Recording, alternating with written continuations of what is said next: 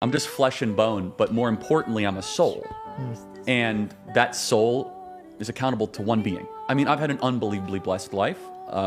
Been doing this now, it'll be 12 years on June 5th. Such a young man to do it. So young. Yeah, so praise God. I mean, I've been all across the world. I've met with world leaders. I've flown in Air Force One, got to know a president. I have an amazing family. The podcast, Turning Point USA, all that stuff. And so you experience that and you're like, what actually matters? What matters is your relationship with the divine, your relationship with your family, your kids, and maybe a close collection of friends, and your relationship with the truth. How do you want to be remembered? I mean, if I die? Everything just goes away. How would you, if you could be associated with one thing, how would you want to be remembered? I want to be remembered for courage for my faith. That would be the most important thing. The most important thing is my faith in my life. This morning I can tell you that we have recovered what we believe is the weapon that was used in yesterday's shooting. It is a high-powered bolt-action rifle. That rifle was recovered in a wooded area where the shooter had fled. The FBI laboratory will be analyzing this weapon. Investigators have also collected footwear impression, a palm print, and forearm imprints for analysis. Now, I understand there are a lot of questions about motive. I assure you that all leads, tips are being fully investigated. As of this morning, we have received more than 130 tips. We thank the community for that. The FBI has brought every resource to bear, and we will continue to do so throughout the course of this investigation. All right, guys, so we got to continue our coverage of the assassination of Charlie Kirk, okay? And we're going to continue to talk about the manhunt for the suspect, because there's more information that has come out that can give us some clues in regards to why this happened and the ideology behind the shooter. Now, we're going to get into it, again, because there's more information that has come out. And also, at some point, I am going to address directly the leftists who are celebrating this. But as of right now, I think that the main focus should be on finding this shooter, okay, and figuring out exactly why this happened, which we're getting some information about that, and going from there. However, I will say this, right, in the meantime, if I was a left-wing political commentator or influencer, I would be trying to turn down the temperature. I would be trying to turn down the temperature. But the unfortunate reality is that you do have people who do not realize where this stuff leads. That's the unfortunate reality.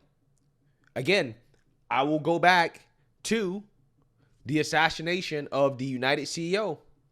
I said at the time that you don't want to open Pandora's box where you start to normalize assassination culture, which is what is happening in this country. And leftists were celebrating it, just like they're celebrating this. And it's one of those things where once you open up Pandora's box, it is hard to fix this problem. And you have a lot of leftists right now who clearly are not thinking about the possible ramifications of openly celebrating a political assassination, while at the same time trying to justify it, claiming that, well, he said things that we don't like, right? That's what I'm hearing. And again, I'm going to address it more directly in another video. But my whole point is that these people are clearly not thinking about, well, what happens when my arguments, my justification of what happened to Charlie Kirk, because that's what they're doing. They're trying to justify it. What happens when somebody who disagrees with me starts thinking the same way that I think about what happened to Charlie Kirk? What happens? What type of world does that create? Clearly, people are not thinking straight right now. On the left, a lot of these people on the left are not thinking straight. So, again, that's another video, maybe for later today, maybe for tomorrow.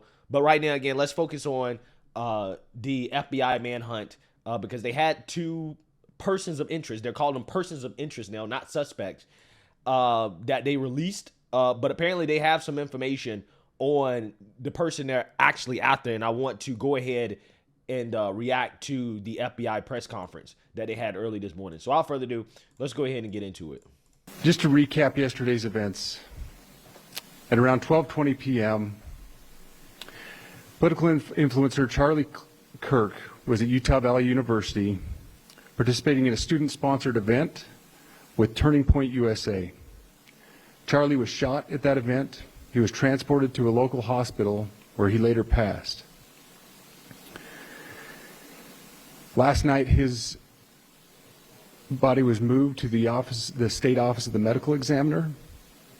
We will continue to facilitate movements to get him home today and with his family.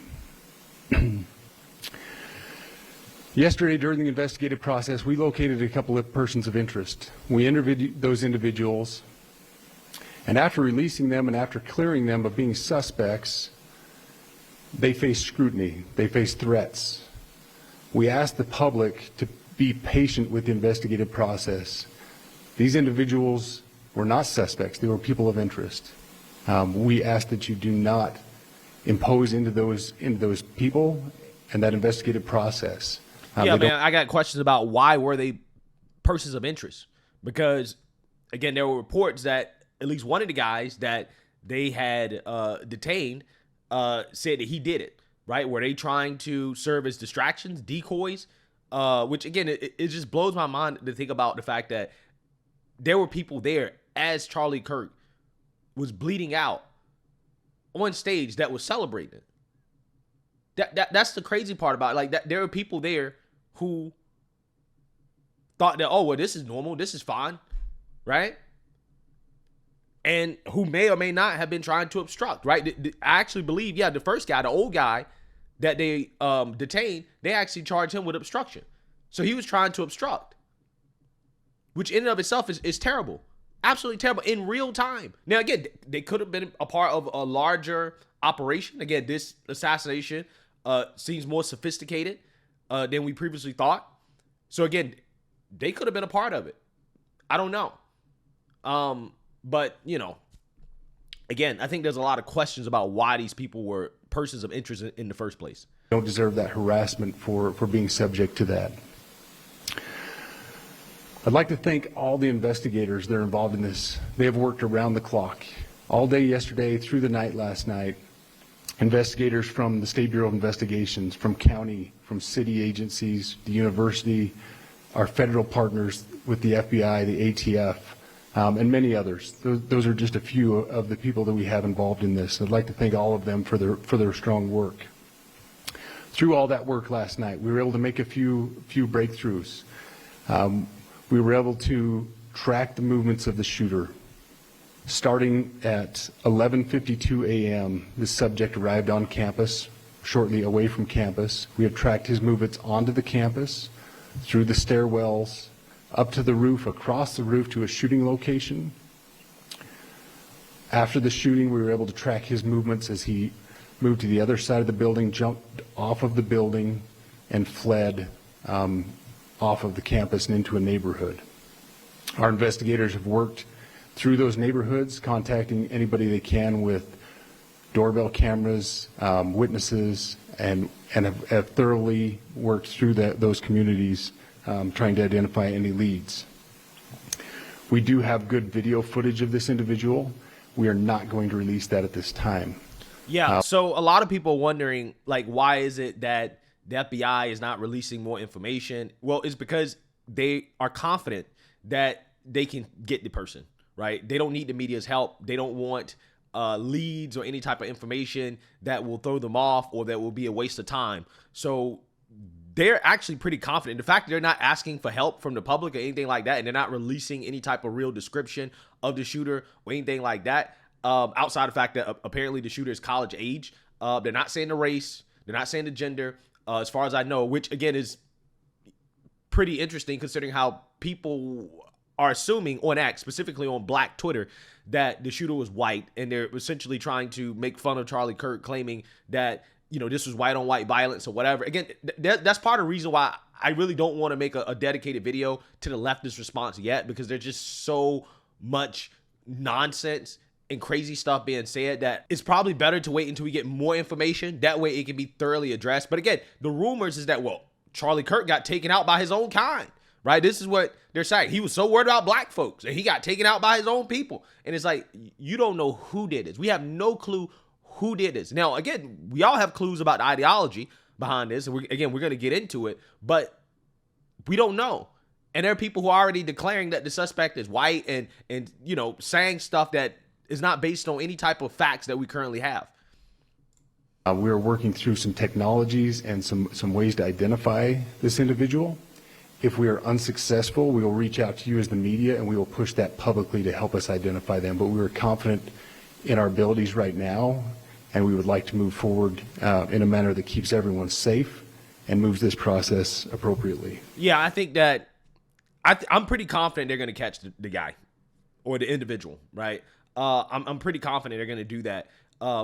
Last night I was watching a video of a guy who was an expert at this, and they were saying that it's going to be extremely hard, just considering the geography of a state like Utah. It's going to be extremely hard for this individual to leave Utah. In fact, if this individual tries to leave Utah, it's actually more likely they're going to be caught because of the infrastructure, how the roads work in Utah.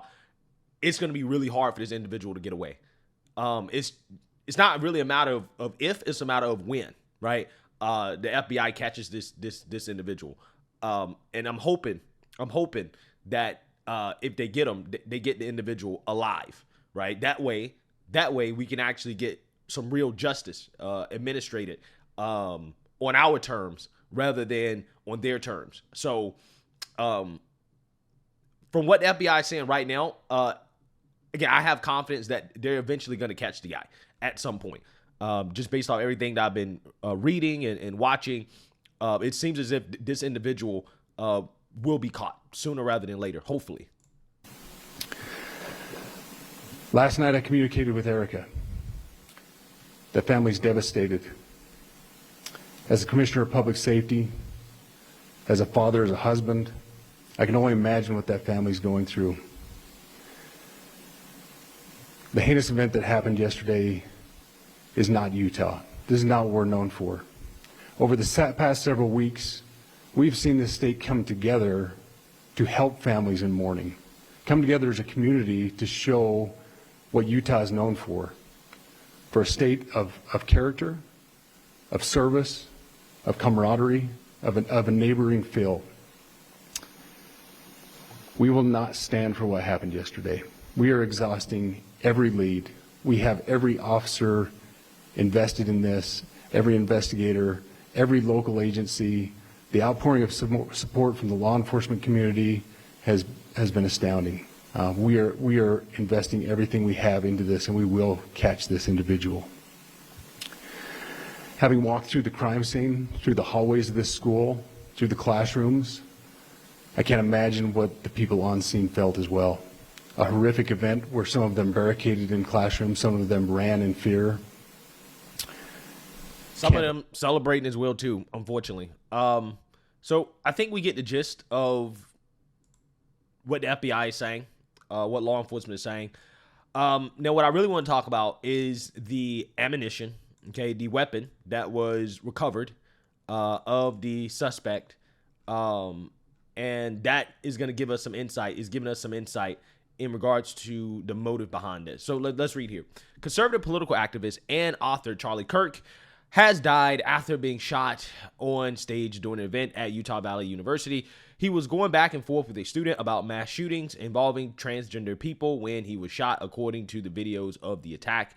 Investigators found ammunition engraved with transgender and anti-fascist ideology inside the rifle, sources said. Justice Department officials cautioned that the investigation is still in its preliminary stages. Yeah, so this is a big deal. This is a huge deal. Because what this suggests is that this individual, at the very least, was a leftist. 100% was a leftist, and they were trying to send a message. They were trying to send a message specifically about the criticisms of woke ideology, including the trans movement, okay? And also on top of that, they expressed anti-fascist ideology, which means that this could have been, somebody that's a part of ANTIFA, right? Clearly, this was a far leftist, right? This was somebody that was radicalized. I mean, you have to be radicalized to do something like this. So I think that that's a given. But again, now we kind of have some, direct evidence that, yeah, this was an act of left-wing extremism, right? And it was certainly politically motivated. Now, that doesn't mean that the individual was trans. It just means that at the very least, they sympathize with the trans movement, and they were probably a part of Antifa, right? But once again, now that we know, okay, that this was politically motivated, I mean, I think that it was a given from the beginning of all this, but now that we have like actual evidence, alleged evidence, that this was politically motivated, that this was likely a left-wing extremist, the question is, will Democrats in the mainstream liberal media take some responsibility for this? Will they come out and admit that they were wrong for, first and foremost, coddling people with this type of extremist ideology that they refuse to acknowledge, right? They refuse to acknowledge that this exists, even though it is very clear. They want to deflect every single conversation about the clear issue that we have in this country with left-wing political violence. They want to deflect that, and they want to talk about everything else, while excluding the fact that there is no dispute about where a vast majority of the political violence in this country is coming from. There's no dispute, especially over the past 5 years. There has been no right-wing BLM where you had billions of dollars in property damage across the country. Dozens of people lost their lives as a result. There has been no right-wing Roe v. Wade riots. There's no right-wing Antifa. You had a Supreme Court justice almost be assassinated because of the Roe v. Wade riots. The current president of the United States was almost assassinated when he was running as a candidate. Twice. Not just once, but twice. Probably more than that. That's what we know. That's what we know. And we know for sure at least one of them, again, inspired by extremist rhetoric of the Democrat Party, specifically around Ukraine. We know that for a fact. There's no right-wing version of the pro-Palestinian riots that have been happening in this country. The No Kings riots. You're not seeing that from the right. And yeah, I know these people will bring up, they'll say, well, look what happened in Minnesota. Look what happened to those Democrats. Did anybody on the right celebrate that? Did anybody on the right celebrate what happened to those Democrats? I don't remember anybody trying to justify and say, well, they had different opinions than me. They believed in hate and bigotry. They pushed policies that we thought were harmful. So therefore, hey, nobody on the right did that. I didn't see one conservative commentator say anything even close to that or celebrate what happened to those Democrats. And we really don't even know if that guy was a Trump supporter. He claims that he did it because Tim Walz told him to do it.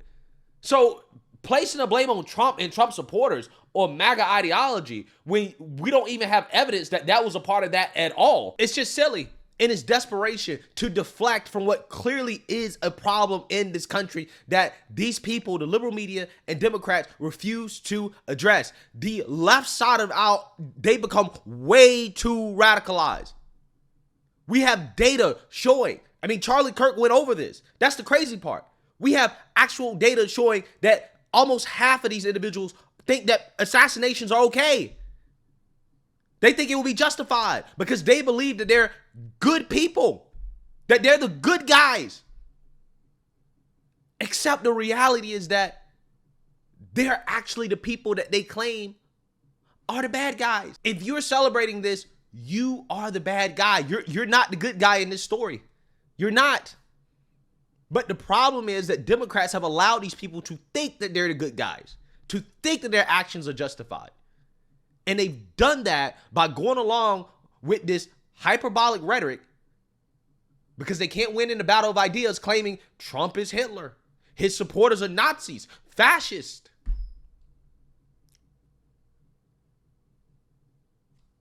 And this is how we get to this situation. With that type of political rhetoric that Democrats trafficked in during the election, and they still traffic in it now. And at some point, we're going to have to acknowledge that this is a problem. This has to be a real thing that is acknowledged in this country, that left-wing extremism is out of control. These people are not the good guy. You're not the good guy if you're celebrating this. You are not. You are the bad guy. So this is where we're at. Again, maybe later today, I'll do a more direct video about the leftists and what they're saying. It's one of those things I'm really on the fence about it because I don't want to participate in spreading that type of hatred on my platform, the crazy stuff that these people are saying. But also part of me kind of feels like, these people, again, the world has to see it because they have to understand what we're dealing with here, that this ideology is out of control. And ultimately, in the day, what happens, or what hopefully will happen, is that decent, normal, sane people will see it and they say, I can't get in bed with that. I can't support that. I don't want my country to end up like that. I may agree with them on some things, but as long as they're like that, I can't support it. I got to support the other side because at least the other side is not like that. They don't want to tear the country apart. They don't want to be out here normalizing assassinations, killing folks over simple political disagreements.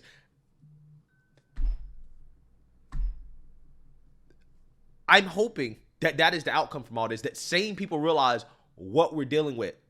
That the people that think they're the good guys, right? That they're all moral and righteous in what they do and that they're just defending the oppressed. These are not the good guys. And I'm hoping that the reactions from these individuals that we're seeing on the internet is showing people who are in the middle, who are on the fence, who are center left, that you are in bed with extremists. And if we all don't come together and realize what's happening with these people, our country is headed towards a dark place. We have to reject this. We have to reject the left-wing extremism that is becoming way too much of a problem in this country. Again, the United Healthcare CEO should have been a warning sign. And I saw it at the time, and I will continue to talk about it because that was the moment. That was the moment where I knew, I was like, these people openly celebrating this. This guy is a family man. He's a father. He's a CEO of a company. He did not deserve to lose his life, but these people were celebrating it because they really believe deep down that they're the good guys and that anything justifies them getting what they want. And that is dangerous. That is really, really, really dangerous. And again, center left, moderate, sane people have to come together and realize Trump is not the biggest threat. That's not the biggest threat to this country.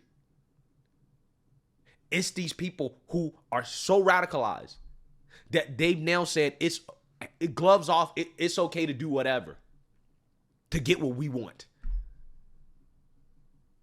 So let me know what you guys think. Make sure you like, comment, and subscribe. Most importantly, share a Black conservative perspective. Peace.